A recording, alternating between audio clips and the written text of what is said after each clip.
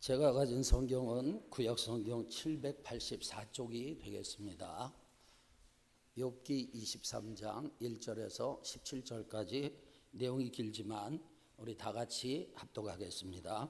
욥이 대답하여 이르되 오늘도 내게 반항하는 마음과 근심이 있나니 내가 받는 재앙이 탄식보다 무거움이라.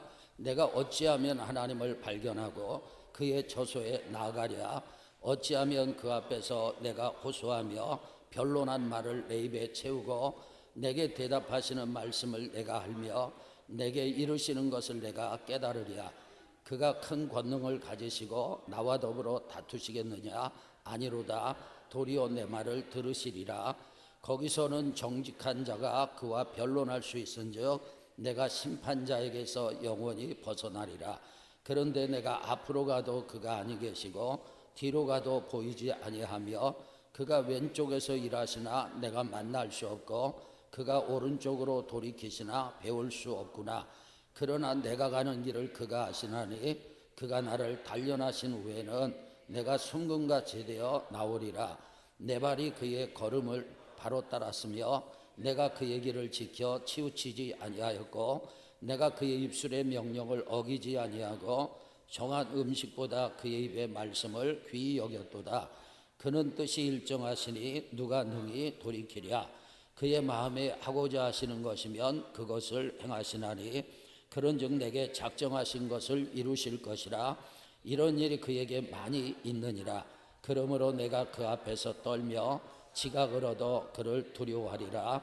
하나님이 나의 마음을 약하게 하시며 전능자가 이는 내가 두려워하는 것이 어둠 때문이나 흑암이 내 얼굴을 가렸기 때문이 아니로다. 아멘.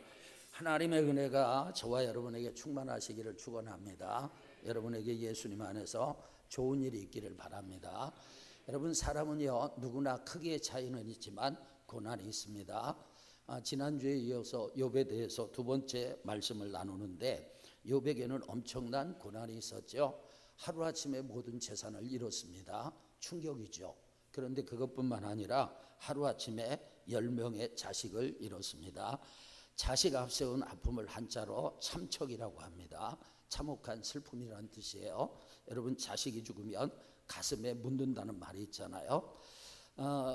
그 참척의 고통을 겪은 부모 가슴의 상처에는 아무리 세월이 흘러도 딱지가 앉지 않는다고 합니다. 그런데 욥은 하루아침에 10명이나 되는 자식을 한꺼번에 잃었습니다. 거기다가 몸은 병이 들어서 머리부터 발끝까지 성한 곳이 없어요. 욥기 7장 5절 다 같이 내 살에는 구더기와 흙덩이가 의복처럼 입혀졌고 내 피부는 굳어졌다가 터지는구나. 여러분, 무슨 얘기입니까? 온몸에 구더기가 가득하다는 거예요. 온몸에 딱지가 의복처럼 입혀졌는데 속은 곪아서 터졌겠죠.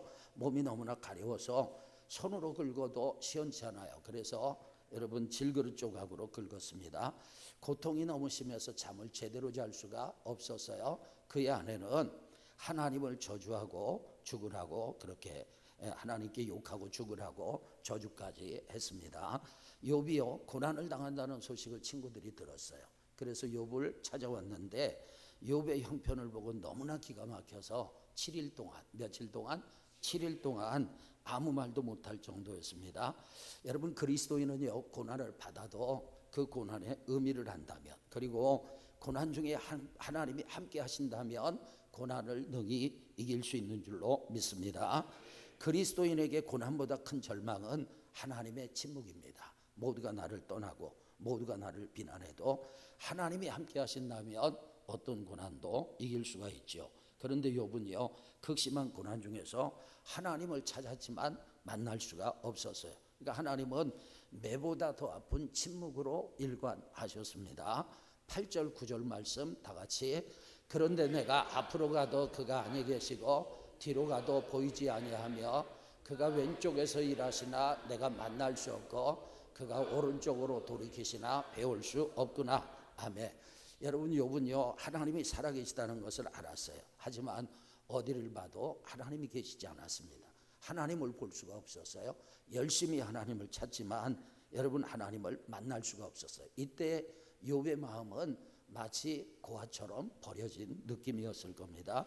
욥기 23장은요 하나님이 침묵하실 때 욥이 하나님 앞에 어떻게 반응했는가에 대한 말씀입니다. 여러분 우리도 이런 경우를 만날 때가 있죠. 하나님이 살아계시다고 확신하는데 기도해도 응답이 없습니다. 고난은 계속됩니다. 내 삶에 하나님이 함께 하시는 증거가 없습니다. 아무리 하나님을 불러도 대답이 없습니다. 시험의 수렁에서 헤매다가 인생이 끝날 것 같은 그런 때가 있습니다. 이런 때 저와 여러분 욥처럼 하나님 앞에 반응할 수 있기를 축원합니다. 그러면 욥을 통해서 하나님이 주시는 하나님이 침묵하실 때 우리가 어떻게 해야 하는지 해답을 살펴보겠습니다. 첫째, 따라합시다. 간절히 하나님을 찾으라. 여러분 3절에서 5절 같이 읽을까요? 내가 어찌하면 하나님을 발견하고 그의 처소에 나가랴. 어찌하면 그 앞에서 내가 호소하며 변론할 말을 내 입에 채우고 내게 대답하시는 말씀을 내가 알며 내게 이르시는 것을 깨달으랴. 아멘. 여러분 욥은 고난을 당하지만 고난을 당하는 이유를 몰랐습니다. 욥은 아무리 하나님을 찾아도 만날 수가 없어서요.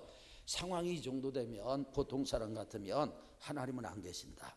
지금까지 내가 믿었던 하나님은 하나님이 아니시다. 나는 이제 하나님을 믿지 않을 것이다. 이렇게 말할 수도 있어요. 하지만 욥은 불신앙으로 반응하지 않았습니다. 욥은요 하나님은 지금도 살아계신다. 아멘. 하나님은 나의 기도를 들으신다. 하나님은 나에게 반드시 응답하실 것이다. 그렇게 믿었던 것입니다. 여러분 융점이라고 들어보셨죠? 잘 들어보지 못한 용어일 텐데 융점은 물질이 고체에서 액체로 변화되는 온도를 말합니다. 여러분 얼음은 언제부터 녹기 시작하죠? 0도부터 녹기 시작하는 거예요. 철은요 1538도가 되면 녹습니다. 지구상에서 융점이 가장 높은 물질은 탄소입니다. 다이아몬드도 탄소로 되어 있잖아요. 탄소는 3642도가 돼야 녹습니다. 제가 보니까 사람마다 고난의 융점이 있습니다. 어떤 사람은요 물처럼 낮은 고난의 온도에서 시험이 들어서 하나님을 떠납니다. 어떤 사람은요 철처럼 그렇게 강한 시험이 오면 신앙을 포기합니다. 욥은 아마도 탄소 정도의 융점을 가진 사람 같아요. 그에게는 엄청난 시험이 찾아왔지만 신앙이 무너지지 않았어요. 믿음이 녹아내리지 않았어요. 그는 교만하기는 했지만 하나님의 존재를 부인하지 않았습니다. 그는 고난 중에도 살아계신 하나님을 믿었어요. 아멘. 그리고 내가 어찌하면 하나님을 발견하고 그 처소에 나아가려 하며 하나님을 찾았어요. 왜 하나님을 찾았느냐? 하나님에게 해답이 있기 때문에. 욥은요 자신이 믿은 대로 하나님을 만났을 때 그는 시험의 원인도 알았고 하나님 앞에 겸손해졌고 시험을 이기고 승리했습니다. 여러분 우리가 당하는 모든 시험의 해답은 하나님께 있어요. 그러므로 우리는 시험이 닥쳤을 때 고난이 있을 때 그때 해결자 되시는 하나님을 찾기를 축원합니다. 여러분 퀴즈를 하잖아요. 그러면 알곡은 자꾸 안으로 들어와요. 그런데 쭉정이는 어때요? 밖으로 나가는 것입니다. 여러분 내 신앙이 알곡이냐 쭉정이냐 이걸 언제 알 수 있느냐? 신앙의 퀴즈를 할 때, 시험의 퀴즈를 할 때, 시험이 찾아왔을 때 어떤 사람은요 자꾸 주님을 찾아요. 교회 나와요. 하나님 앞에 엎드려요. 하나님의 도움을 구해요. 그런데 쭉정이는 어때요? 하나님을 떠나게 되는 것입니다. 어느 농장에 허리케인이 강타했습니다. 모든 것이 무너지고 쑥대밭이 되었어요. 농부는 절망에 주저앉았죠. 그때 무너진 닭장에서 벼슬이 찍히고 만신창이가 된 수탉 한 마리가 나오더니 무너지지 않는 그 담장에 올라가서 날개를 털고 하늘을 향해 외쳤습니다. 뭐라고 외쳤겠어요? 꽃게요 했죠. 그 모습을 보고 농부가 용기를 얻었습니다. 그래 나도 일어나자. 저 수탉처럼 나도 다시 일어나자. 여러분 잿더미 속에서 수탉이 울 수 있었던 이유는 하나님이 주신 본성 때문이에요. 믿는 자들에게도 고난이 오면 하나님을 찾는 본성을 하나님이 주셨어요. 여러분 힘들 때 하나님을 찾으시길 바랍니다. 그래서 하나님이 주시는 회복을 경험해야 합니다. 문제가 있으면 교회로 오세요. 교회를 못 와도 주님 앞에 나가세요. 주님을 부르세요. 주님을 찾으세요. 주님 앞에 기도하세요. 예배하세요. 아멘. 두 번째, 하나님이 침묵하실 때 기도 응답을 확신하세요. 여러분, 우리가 기도하다 보면 하나님께서 즉시 응답해 주실 때도 있지만 어떤 때는 하나님이 침묵하시고 하나님이 말씀하지 않으실 때가 있어요. 10년을 기도했는데 20년을 기도했는데 아브라함은 25년 만에 이삭을 얻었잖아요. 그럴 때 여러분이 이 실패를 경험하고 기도 응답이 안 되는 것을 계속 경험하다 보면 기도 응답에 대한 확신이 흔들리게 되는데 욥은 그렇지 않았어요. 욥은 고난 중에 부르짖어 기도했습니다. 그러나 응답이 없었어요. 욥기 19장 7절 다 같이 내가 폭행을 당한다고 부르짖으나 응답이 없고 도움을 간구하였으나 정의가 없구나. 아멘. 여러분, 욥은요 폭행을 당한 것 같은 그런 고난 속에서 하나님 앞에 부르짖었어요. 그런데 응답이 없었습니다. 하나님 도와달라고, 하나님이 아니면 안 된다고 도움을 간구했으나 정의가 없다고 했어요. 정의가 없다는 것은 요 편에서 볼 때 자기가 당하는 고난이 너무너무 지나치다는 거예요. 여러분, 욥은 기도했으나 하나님은 침묵하셨어요. 그럼에도 불구하고 욥은 기도 응답을 확신했습니다. 자, 이제 한 장 넘어가서 23장 6절 다 같이 그가 큰 권능을 가지시고 나와 더불어 다투시겠느냐? 아니로다. 도리어 내 말을 들으시리라. 아멘. 내가 기도하면 하나님께서 나와 변론하시고 다투시는 것이 아니라 내 말을 들으신다는 거예요. 내 기도를 들으신다는 거예요. 그리고 응답하신다는 얘기입니다. 여러분, 레이몬드 에드번은 이런 말을 했어요. 하나님이 빛 가운데서 하신 말씀에 대해 어둠 속에서 의심하지 말라.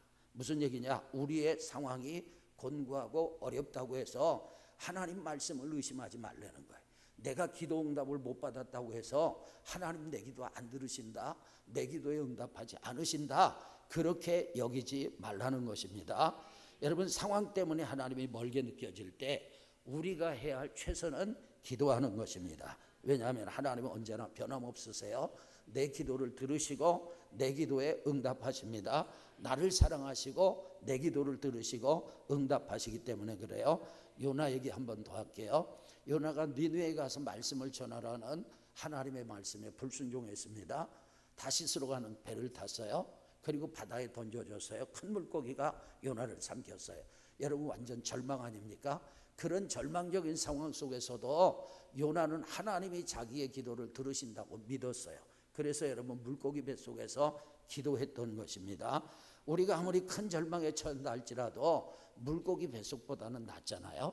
여러분, 요나의 기도를 들으신 하나님, 욥의 기도를 들으신 하나님이 저와 여러분의 기도를 들으십니다. 아멘. 기도 응답을 확신하기를 축원합니다. 그 다음에 세 번째로는요, 순금이 되는 소망을 가지십시오. 무슨 소망이요? 순금이 되는 소망입니다. 10절을 읽겠습니다. 다 같이. 그러나 내가 가는 길을 그가 아시나니 그가 나를 단련하신 후에는 내가 순금같이 되어 나오리라. 아멘. 욥은요, 하나님이 자신을 단련하신 후에 자신이 순금같이 되어서 하나님 앞에 서게 될 것을 확신했습니다. 욥은 그것을 알았어요. 여러분, 시편 119편 71절에 보니까 다윗은 고난당한 것이 자기의 유익이래요. 그것 때문에 주의 율례들을 배우게 되었다고 고백을 합니다.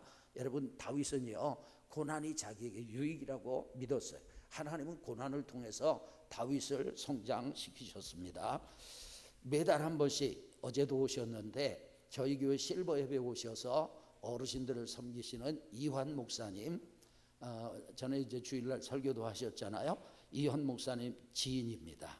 그 목사님이 아시는 분인데 그분의 형은 성수대교가 무너질 때 그 소방대원이었는데 구조활동하다가 죽었습니다. 그 형에게 자녀가 둘 있는데 하나는 세월호 때 죽었고 하나는 이태원 사건 때 죽었다는 거예요. 참 불행한 가정이죠. 그런데 이 형제는 4가지 암에 걸려서 지금 10년째 투병 생활을 하고 두 다리가 병중에 잘렸습니다. 그런 가운데서 이 형제가 여러분 복음을 듣게 되고 믿음을 갖게 됐어요. 예수님을 믿게 됐습니다. 그리고 구원의 확신을 갖게 됐어요. 이 형제가 있는 병동에 간호사분이 10명이 있는데 그중에 4명이 이 형제 때문에 예수님을 믿게 되었습니다. 그런데 최근에 그 형제가 체온이 44도까지 올라갔어요. 여러분, 사람 체온이 44도까지 올라가면 죽는 거예요. 그런데 이 형제가 그 혼수 상태 속에서 이제 하나님 앞에 가려고 요단강을 건너려고 하는데, 건너편에서 자기 형님과 먼저 간 두 조카가 오지 말라고, 아직 올 때가 안 됐다고 세상에서 복음을 전하다가 천천히 오라고 그랬대요. 그리고 이 형제가 깨어나서 회복이 됐습니다. 여러분, 이 형제에게 고난이 유익이라고 말하는 것은 너무나 잔인한 것 같지만 고난을 통해서 영적인 유익을 얻은 것입니다. 그 형제가 비록 몸은 병들었지만 주님을 만난 후 너무 긍정적인 병상생활을 했기 때문에 간호사분들이 그런 얘기를 한다는 거예요. 수많은 환자를 봤지만 당신과 같은 사람은 처음입니다. 인간적으로 보면 너무 비참하죠. 하지만 하나님은 사람의 육체를 옷처럼 주셨고, 여러분, 부활할 때 이 옷을 갈아입게 될 줄로 믿습니다. 영광스러운 옷으로, 변화된 옷으로 바뀌게 되는 거죠. 그래서 사람에게 진짜 중요한 것은 영혼인데, 그 형제는 고난 중에 죽었던 영혼이 살게 되었고 하나님의 영광을 받고, 그리고 하나님을 위하여 사는 존재가 되었던 거예요. 그러니까 고난을 통해서 지금 하나님이 순금으로 변화시켜가는 과정을 겪고 있는 거죠. 욥은 고난을 통해서 몇 가지 유익을 얻었습니다. 어떤 유익을 얻었느냐? 첫째, 자신을 알게 됐어요. 욥이 자신을 알기 전에는요, 마음이 상당히 교만했던 사람이에요. 그런데 하나님을 만나고 하나님의 빛 가운데서 자신을 보게 되니까 자신이 얼마나 부끄러운지 하나님 앞에서 입을 가렸던 것을 보게 돼요. 겸손한 사람이 됐죠. 두 번째로는요, 귀로 듣던 하나님을 눈으로 보게 되었습니다. 여러분, 신앙은 지식으로 갖게 되는 것이 아니에요. 하나님을 만나야 진짜인 줄로 믿습니다. 이론으로 아무리 많이 알아도 하나님을 만나지 못하면 종이 호랑이에 불과한 것입니다. 여러분, 능력이 없는 거예요. 그림의 떡입니다. 여러분, 아무런 의미가 없는 거지, 아무런 유익이 되지 않는 것입니다. 근데 요즘은 종이 호랑이 신앙이 많아요. 그림의 떡 신앙을 가진 사람들이 많습니다. 하나님을 만나지 못했는데 들은 풍어로는 있어서 아는 것은 많지만 중요한 것은 뭐냐? 하나님과 교제하고 있느냐? 하나님과 단절되어 있어요. 아는 것은 많은데, 신학적인 지식도 많아요. 그런데 하나님과 교제하지 못해요. 하나님과 단절되어 있어요. 그 종이 호랑이입니다. 여러분, 그림의 떡입니다. 여러분, 욥은요, 고난을 통해서 귀로 듣던 하나님을 눈으로 보게 됐어요. 여러분, 하나님을 만나기를 축원합니다. 그 다음에 세 번째로는요, 진정한 회개를 하게 되었습니다. 욥기 42장 6절 다 같이, 그러므로 내가 스스로 거두어드리고 티끌과 재 가운데서 회개하나이다. 아멘. 여러분, 욥이 하나님을 만나기 전에 친구들과 논쟁을 할 때 말을 너무 잘했습니다. 그런데 하나님을 만나고 나니까 부끄러운 거예요. 자기가 말했던 것이 부끄러워요. 그래서 내가 스스로 말했던 것을 거두어 드린다. 그리고 티끌과 재 가운데서 회개한다고 고백을 했던 것을 보게 돼요. 신앙생활에서 여러분, 회개와 죄의 자백은 굉장히 중요한 것입니다. 왜냐? 하나님과 교통이 회개로 시작되고 마음이 청결한 사람이 하나님과 교제할 수 있어요. 회개를 통해서 하나님의 살아계심의 능력이 나타나기 때문에 그래요. 회개를 통해서 일어난 기적의 간증 하나 할게요. 어느 병이 깊게 든 환자가 있었어요. 좋다는 약 다 먹어봤어요. 용하다는 의사들 다 찾아가 봤습니다. 그런데 차도가 없어서 이제는 숨이 거두어질 날만을 기다리고 있었어요. 그런데 어느 날 목사님이 신방 오셔서 혹시 지금 용서하지 못한 사람이 있습니까? 미워했던 사람들이 있습니까? 용서하십시오. 다른 사람을 하지 못하고 죽는 것은 안 됩니다. 용서하시고 철저히 회개하고 사랑하면 하나님께서 병을 고쳐주실지도 모르겠습니다. 그는 아무리 생각해 보아도 자기가 미워하며 용서하지 못한 사람이 없는 것 같았어요. 그래서 하나님 앞에 기도했습니다. 하나님, 제가 용서하지 못한 사람이 있다면 보여주십시오. 가르쳐 주십시오. 그 기도만 일주일을 했습니다. 그렇게 기도하는데 하나님께서 이 사람이 용서하지 못한 사람들을 보여주기 시작합니다. 그리고 이름을 기록을 했는데 500명이 넘는 사람의 이름을 기록을 했어요. 그는 지금까지 살아오면서 이렇게 많은 사람을 미워하고 용서하지 못하고 상처를 주었다는 것을 깨닫게 되고 눈물을 흘렸어요. 그는 하나님이 보여주신 사람들을 위해서 기도하고 용서하는 기도를 하고 사랑으로 기도해주고 전화를 해가지고 용서를 구했습니다. 그러는 동안에 마음의 평안이 찾아왔어요. 그리고 그의 병은 씻어든 듯이 나았습니다. 회개를 통한 능력이죠. 자, 그 다음에 네 번째로 욥이 고난을 통해서 얻은 유익은 따라합시다. 갑절의 축복. 여러분, 욥이 고난 받기 전에 굉장히 부자였잖아요. 얼마나 부자였어요? 낙타가 3,000마리, 소가 1,000마리, 나귀는 500마리였습니다. 그리고 부리는 종도 많았어요. 양은 7,000마리였어요. 그런데 고난을 통과한 후에 하나님께서 욥의 재산을 회복시켜 주시는데 딱 갑절입니다. 욥기 42장 12절 시작. 여호와께서 욥의 말년에 욥에게 처음보다 더 복을 주시니 그가 양 14,000 낙타 6,000과 소 1,000겨리와 암나귀 1,000을 두었고 아멘. 자, 여러분, 딱 2배입니다. 자녀들은 죽었지만 여러분, 자녀들은 그들의 신앙으로 볼 때 천국에 갔을 것이고 하나님께서 천국으로 데려간 숫자만큼 딱 10명의 자녀를 또 주셨던 것을 보게 됩니다. 여러분, 장경동 목사님은요, 욥의 일생을 3단계로 구분을 해서 설명을 하시더라고요. 1단계는 고난당하기 전에 축복 속에서 풍성하게 누리며 행복했던 때죠. 그 다음에 2단계는 고난의 삶 속에서 얼마나 힘들고 어려운지 말로 다 형용할 수 없는 그런 시기예요. 그 다음에 3단계는 고난을 이기고 갑절에 축복된 삶을 살았습니다. 여러분, 이 3단계의 삶을 하나님은 동시에 다 바라보고 계십니다. 그렇지만 우리는 그렇지 못한 거예요. 그래서 우리가 좀 풍성하고 잘 될 때 우리는 교만합니다. 그리고 우리가 좀 어려움이 닥치고 힘들면 믿음도 무너지고 삶이 무너지고 그런 경우도 많아요. 그리고 다시 회복되면 그냥 그런가 하다 보다 그리고 살아갑니다. 여러분, 우리들도 인생을 하나님의 관점으로 보는, 통으로 보는 그런 시각이 필요해요. 욥은 고난을 통해서 4가지 유익을 얻었어요. 그 중에 3가지는 영적인 것이었습니다. 신령한 것이었어요. 그 중에 1가지가 물질적인 것, 육체적인 것이었어요. 저와 여러분도 여러분 고난 중에 욥이 순금이 되어갔던 것처럼 우리가 세상을 살아가면서 많은 어려움을 만나는데 그때마다 정결케 되어지고 순금이 되어지는 그런 축복이 있기를 축원합니다. 그 다음에 4번째로 여러분, 하나님의 말씀의 길을 걸으라. 말씀대로 살라는 거예요. 11절 12절 다 같이. 내 발이 그의 걸음을 바로 따랐으며 내가 그의 길을 지켜 치우치지 아니하였고 내가 그의 입술의 명령을 어기지 아니하고 정한 음식보다 그의 입의 말씀을 귀히 여겼도다. 아멘. 여러분, 욥은요 고난 중에 주님의 말씀을 따랐습니다. 그는요 고난 중에도 주님의 말씀에서 치우치지 않았습니다. 주의 명령을 어기지 않았어요. 그리고 여러분, 육체의 음식, 정해진 시간 음식을 먹는 것, 그것보다 하나님의 말씀을 귀히 여겼다는 것입니다. 여러분, 우리는 하나님의 말씀이 삶의 기준이 되기를 축복합니다.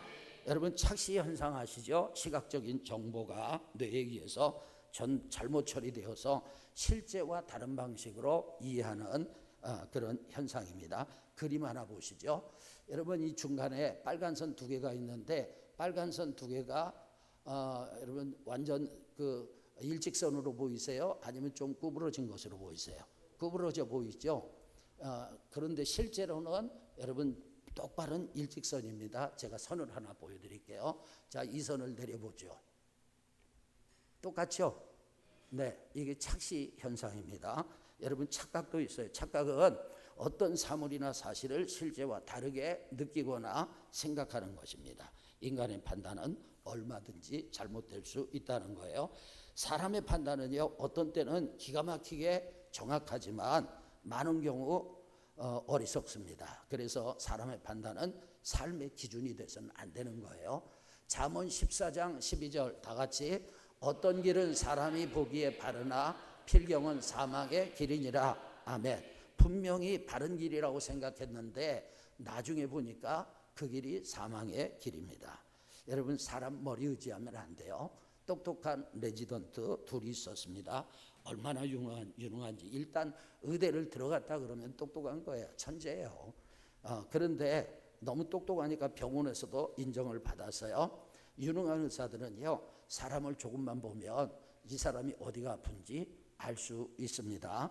그런데 하루는요, 한 환자가 다리와 허리를 구부린 채로 걸어오는데 얼굴은 샛노랗고 땀을 뻘뻘 흘리면서 얼마나 힘들게 걷는지 그것을 본 레지던트 둘이 이야기를 했어요. 저분은 분명히 류마티즘 관절염이야. 그랬더니 한 사람이 아니야, 허리 디스크야. 두 사람이 그 환자에게 물었습니다. 어디가 아프세요? 그 사람이 대답이 기가 막혀요. 화장실이 어디예요? 여러분, 사람은요, 내 생각, 내 판단을 의심해 봐야 합니다. 내 눈이 보이는 것이 전부라고 생각하지 마시고, 여러분, 보이지 않는 세계가 있습니다. 우리의 눈으로는 영적인 세계는 당연히 볼 수 없죠. 보이는 세계도 다 볼 수 없어요. 내가 보는 것이 한계가 있는 것입니다. 여러분, 보이지 않는 세계가 더 많은 거죠.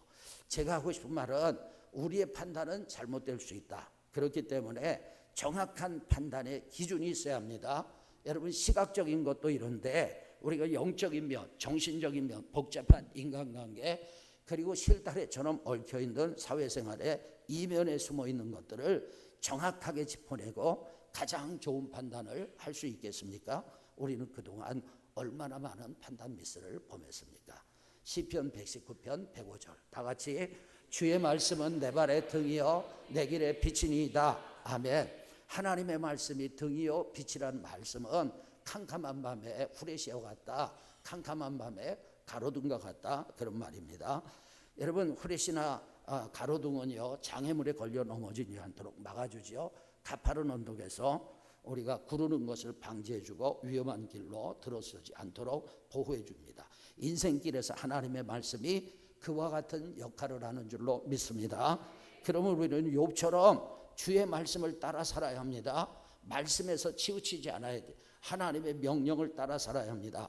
그러기 위해서 일정하게 식사를 하듯이 여러분 말씀을 듣고 그리고 성경을 읽기를 주의 이름으로 축원합니다. 성경을 읽지 않는 날이 없어야 합니다. 여러분, 성경을 읽는 것이 중요한 이유는 믿음 때문이에요. 프린스턴 대학에서 구약학을 가르치셨던 잭 윌슨 박사님에게 몇 명의 학생들이 말했습니다. 박사님, 성경의 이런 말씀은 잘못된 것 같아요. 그래서 제가 저희들이 박사님과 토론하러 왔습니다. 그래요? 학생들은 성경을 몇 번 읽었어요? 학생들이 고개를 떨구면서 한 번도 못 읽었습니다. 이 사람들아, 나는 40년 동안 날마다 성경을 수백 독을 했는데 성경이 진리냐 아니냐를 따지는데, 참이냐 거짓이냐를 따지는데 성경을 한 번도 읽지 않고 이렇게 토론할 수 있겠어요? 성경을 한 번쯤 읽고 오세요. 그랬더니 학생들이 돌아갔는데 다시 오지 않았다고 해요. 왜냐하면 성경을 읽으면 믿음이 생기기 때문에 우리는 성경적인 믿음으로 인하여 올바른 판단을 해야 될 줄로 믿습니다. 여러분, 우리는요, 하나님의 말씀으로 자신을 조율해야 하는 거예요. 욥기 23장 13절 14절 다 같이 그는 뜻이 일정하시니 누가 능히 돌이키랴. 그의 마음에 하고자 하는 것이면 그것을 행하시나니 그런즉 내게 작정하신 것을 이루실 것이라. 이런 일이 그에게 많이 있느니라. 아멘. 여러분, 하나님께서는요, 창세전에 작정하신 일들이 있습니다. 그리고 그 하나님의 작정 가운데 일부는 저와 여러분을 향한 작정이에요. 그런데 하나님은요, 변덕스러운 분이 아니에요. 작정한 것은 반드시 이루십니다. 아멘. 상황에 따라서 바뀌고 감정에 따라서 바뀌는 것이 아니라 하나님은 작정하신 것은 계속해서 이루어 가시는 줄로 믿습니다. 아멘. 반면에 사람은 어때요? 사람은요, 그때그때 다릅니다. 그래서 사람 믿지 마세요. 마목사도 믿지 마세요. 여러분, 주님 믿으시길 바랍니다. 아들을 군대에 보낸 어머니가 어머니의 심정이 늘 변한다는 그런 글을 읽었는데, 입대 후에 훈련소에서 보낸 아들의 사복을 받고 엄마가 밤새도록 울었어요. 근데 일병 때는 휴가 나와서 쓴 내 용돈 때문에 가계부 정리가 안 된다. 너무 자주 나오지 말아라. 그런데요, 그 상병 때는 아들아, 전화 이제 그만해라. 그렇게 할 일이 없니? 그 병장 때는 아들아, 가져간 돈 다 갚든지 아니면 말뚝 박아라. 과장이 좀 섞였지만 이해가 갑니다. 사람의 마음 같아서 이렇게 쉽게 변해요. 하지만 하나님은 변함없이 작정하신 일을 이루시는 줄로 믿습니다. 욥은 그것을 알았어요. 그리고 욥은 자기를 향하여 작정하신 것을 하나님이 반드시 이루신다는 것을 확신했습니다.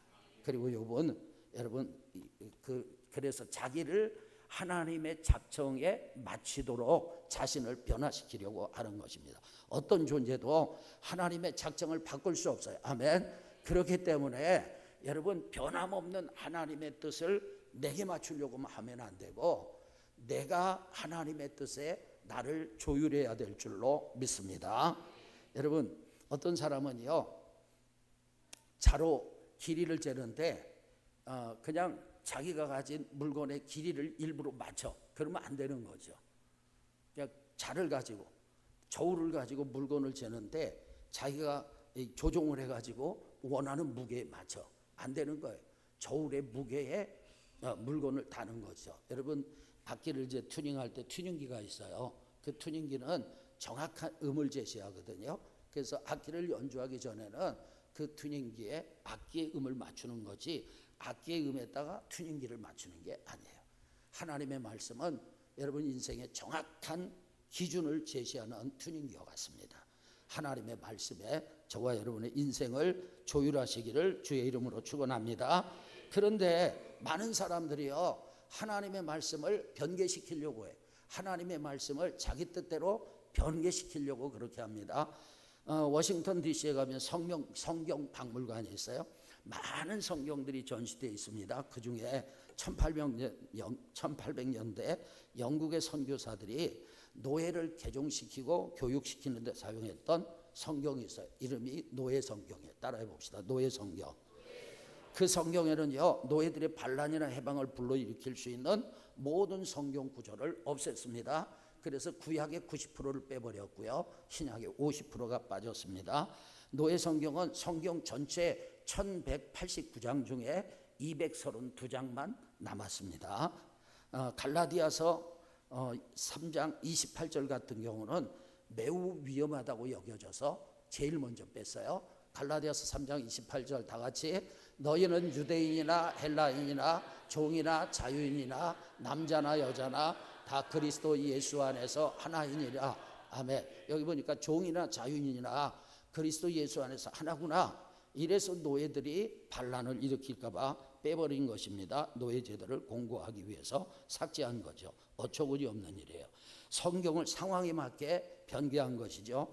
여러분 미국 캘리포니아에서는 동성애를 정당화하기 위해서 성경에서 동성애가 잘못이라고 지적하는 내용들을 삭제하는 작업을 하고 있습니다.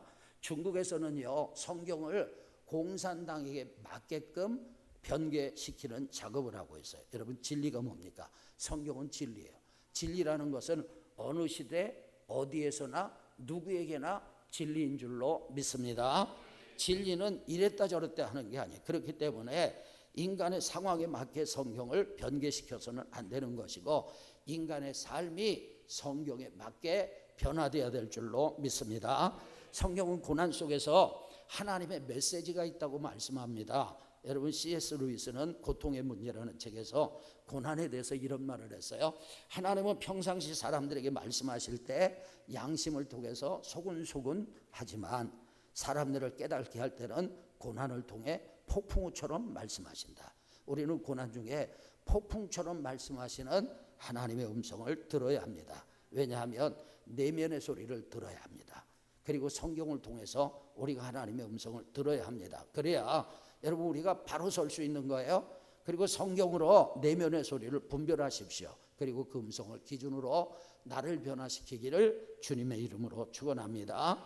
그러니까 고난 중에 내가 뭘 고쳐야 되는가? 내가 하나님의 뜻과 상관없는 것이 무엇인가? 내가 어떤 부분이 변화되는가? 그걸 찾으셔야 돼요. 그리고 성경대로 새로워지기를 축복합니다. 다섯 번째로는요, 하나님을 두려워하라. 여러분 15절에서 17절 같이 읽겠습니다. 시작. 떨며 지각을 얻어 그를 두려워하리라. 하나님이 나의 마음을 약하게 하시며 전능자가 나를 두렵게 하셨나니 이는 내가 두려워하는 것이 어둠 때문이라 흑암이 내 얼굴을 가렸기 때문이 아니로다. 아멘. 여러분, 욥은요 하나님께서 작정하신 일을 이루시기 위해서 자기에게 고난이라는 방법을 사용하셨다는 것을 깨달았어요. 그것을 깨닫고 그는 두려웠습니다. 하나님은 욥의 마음을 약하게 하셨어요. 욥을 두렵게 하셨어요. 욥이 두려워했던 것은 고난 자체가 아니라 고난을 허락하신 하나님께서 변함없이 자신의 작정을 이루신다는 사실, 지금 자신이 극심한 고난 중에 있는데 그건 역시 하나님의 손길이라는 것을 깨달았기 때문에 두려워했습니다. 여러분, 하나님은 사람을 변화시키기 위해서 때로는 두려움도 사용하시는 거예요. 종교개혁자 루터가 법조인의 길을 가려다가 수도사의 길로 들어섰습니다. 두려움 때문이에요. 어느 비 오는 날 길을 가다가 벼락이 내리셨는데 루터와 함께 가던 친구가 벼락에 맞아서 현장에서 숨졌습니다. 그래서 루터는 성직자의 길에 들어섰어요. 하나님은 두려움을 사용해서 루터를 부르신 거예요. 그 후에 그는 성경을 통해서 그 당시 교회의 가르침이 잘못됐고 바른 진리를 수호하기 위해서 종교개혁을 하게 된 것입니다. 여러분, 우리는 고난을 주시는 하나님을 알아야 돼요. 그리고 우리는 고난을 통해서 두렵고 떨림으로 하나님을 섬기기를 축원합니다. 그는 여러분 그 파스칼 얘기를 좀 할게요. 파스칼은 물리학의 여러 법칙을 발견한 과학자고 수학자입니다. 위대한 신앙 체험을 한 그리스도인이요 신학자입니다.